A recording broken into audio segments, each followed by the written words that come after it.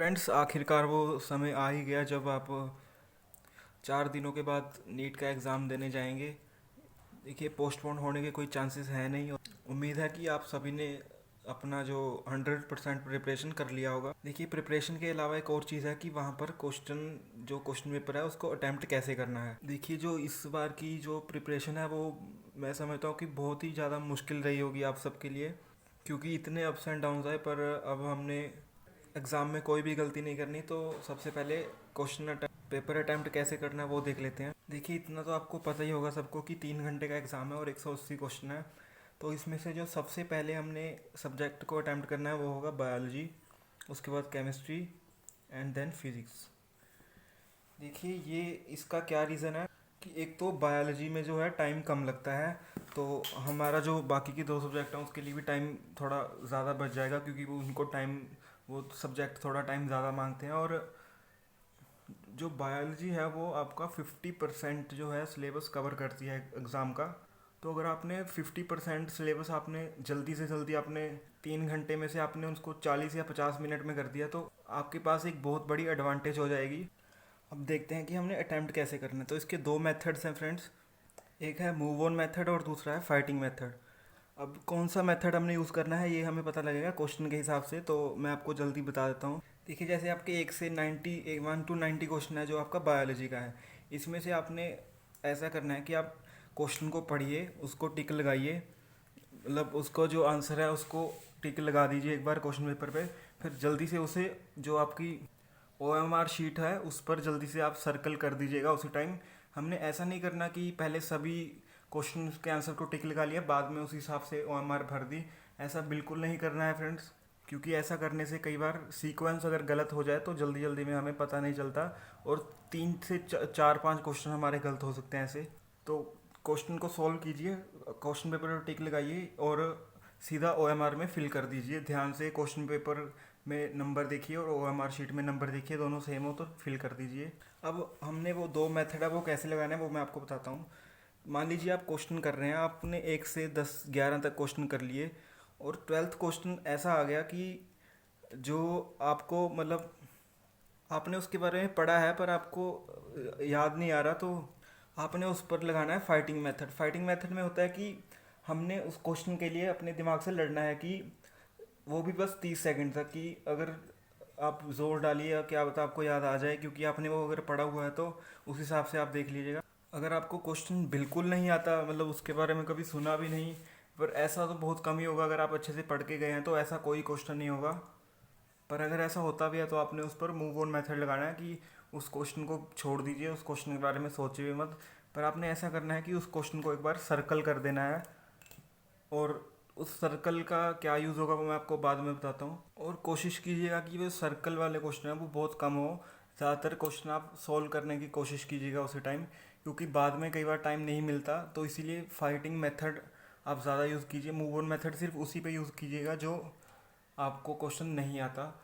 अब अब मान लीजिए आपने 90 में से जो आपके 8 क्वेश्चन हैं आपको जो नहीं आते, तो इन 8 क्वेश्चन का क्या करना है यह मैं आपको बता देता हूँ। मान लीजिए जो आपके बाकी के 82 क्वेश्चन हैं वो आपके बहुत अच्छे हुए हैं, कि आपको लगता है कि वो सभी ठीक हो सकते हैं, तो इन 8 क्वेश्चन में से आपको कुछ छेड़खानी करने की ज़रूरत नहीं, क्योंकि नेगेटिव भी हो सकते हैं।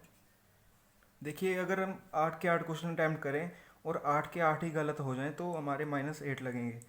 पर एक और बात है कि अगर 8 में से हमारे 6 गलत हुए और 2 ठीक हो गए, तो हमारा -6 इसका लगेगा और +8 इसका, तो भी हमारे +2 नंबर और एक्स्ट्रा लगेंगे।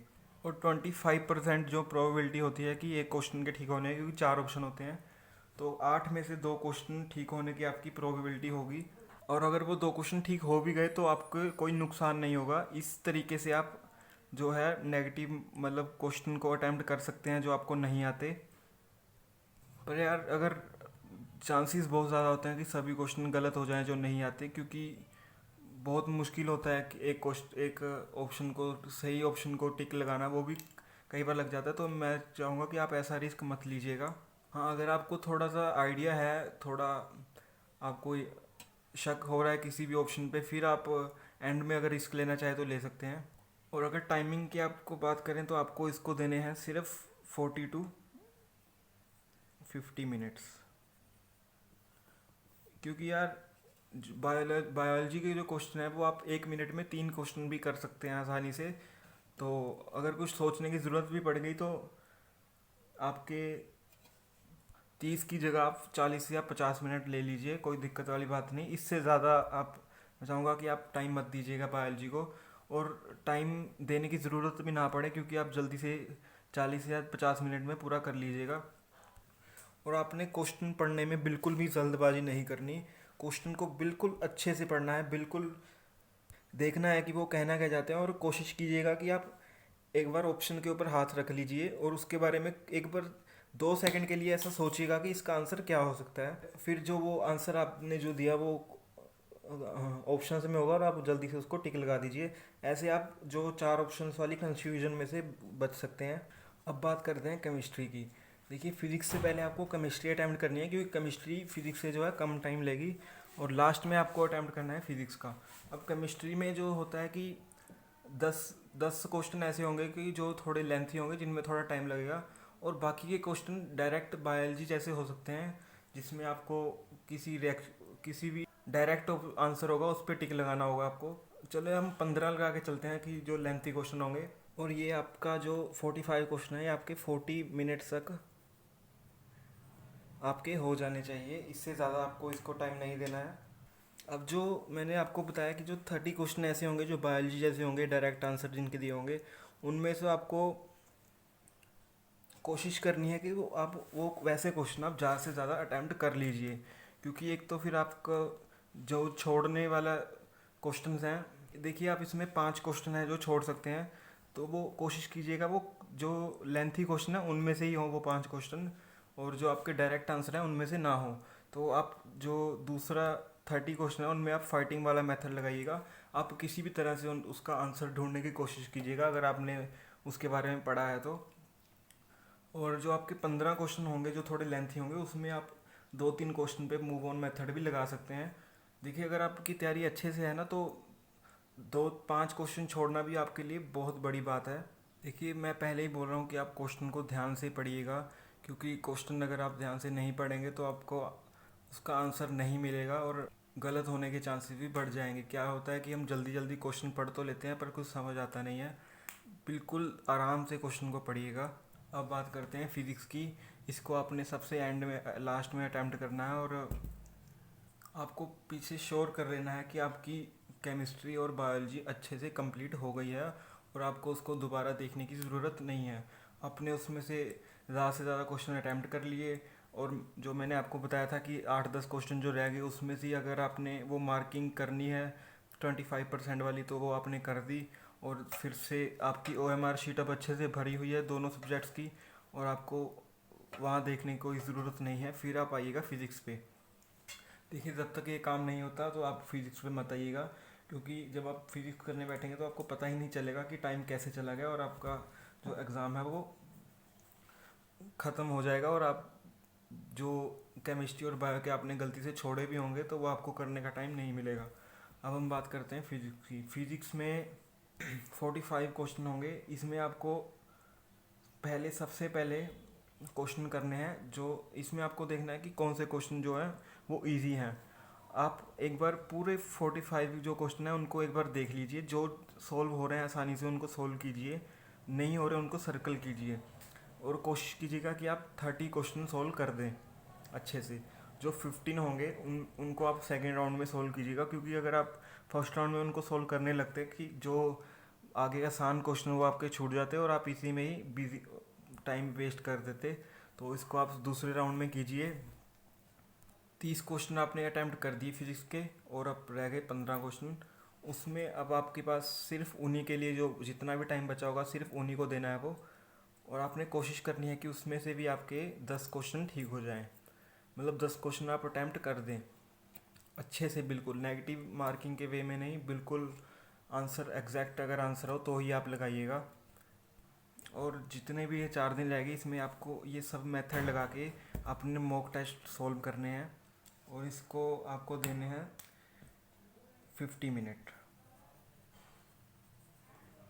50 टू, आप 1 घंटा, अगर आपकी फिज़िक्स अच्छी है तो आप 1 घंटा भी दे सकते हैं, क्योंकि इसमें ऐसा होता है कि यार टाइम तो लगता है पर इसमें ना आंसर ठीक होने के चांसेस ज़्यादा होते हैं, क्योंकि अगर आपको आता है तो एग्जैक्ट आंसर ही आएगा अगर आपकी फिज़िक्स अच्छी है तो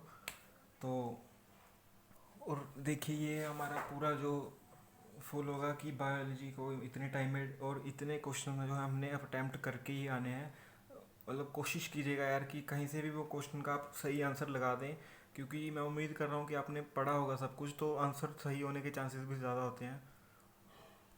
और केमिस्ट्री में आपने 50 मिनट्स देने हैं और 40 क्वेश्चन आप सही करके आइएगा। और फिज़िक्स को आप टाइम ज़्यादा दीजिए, पर जो आपके क्वेश्चन हैं वो 35 तक ठीक होने ही चाहिए फ्रेंड्स। और इतने टाइम में आपका जो है पूरा क्वेश्चन जो इस हिसाब से आप चलेंगे तो आपका जो पेपर है वो कंप्लीट हो जाएगा।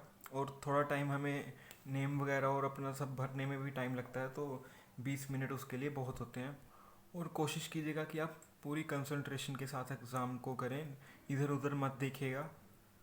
और जो 2021 वाले जो स्टूडेंट्स हैं वो इस चैनल को सब्सक्राइब कर लें, क्योंकि इस बार जो नेक्स्ट ईयर का नीट होगा उसके लिए हम पूरी अपनी कोशिश करेंगे कि स्टूडेंट्स की ज़्यादा से ज़्यादा हेल्प कर सकें। और कोशिश करेंगे कि जितने भी कंसेप्ट्स हैं फिज़िक्स केमिस्ट्री बायोलॉजी के वो हम अपने चैनल पर अपलोड करें, और उम्मीद करेंगे कि क्वेश्चन भी उसी में से ही आएगा एग्ज़ाम का। तो इस चैनल को सब्सक्राइब कर लीजिए। तो आपके जो एग्ज़ाम है उसके लिए ऑल द बेस्ट। तो अच्छे से कंसंट्रेटेड होके, और ध्यान रखिएगा कि आप जो अभी कोरोना चल रहा है तो कोविड 19 से भी आपको बचना है।